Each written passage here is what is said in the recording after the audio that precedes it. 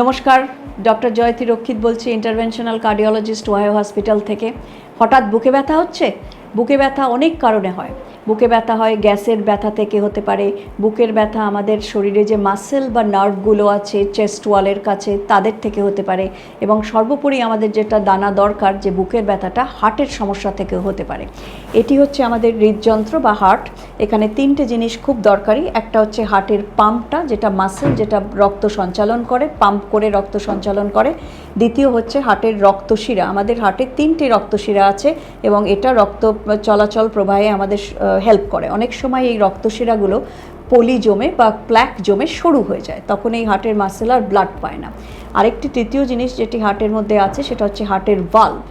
আমাদের হার্টে 4টি ভাল্ব আছে যেগুলো রক্ত সঞ্চালনে সাহায্য করে। অনেক সময় সেই হার্ট ভাল্বের সমস্যাতে জনিত কারণেও বুকে ব্যথা হতে পারে। আমাদের ওহাইও হসপিটালে এই সব রকম চিকিৎসার সুবিধা আছে।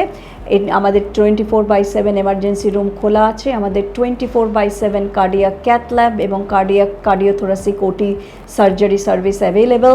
আপনাদের যদি কোনো রকম বুকে ব্যথা হয়, আপনারা আর অবিলম্বে দেরি না করে আমাদের কাছে চলে আসবেন। আমরা আমাদের আপনাদেরকে ইমিডিয়েট সেবা দিতে বা টেক কেয়ার করতে প্রস্তুত। নমস্কার।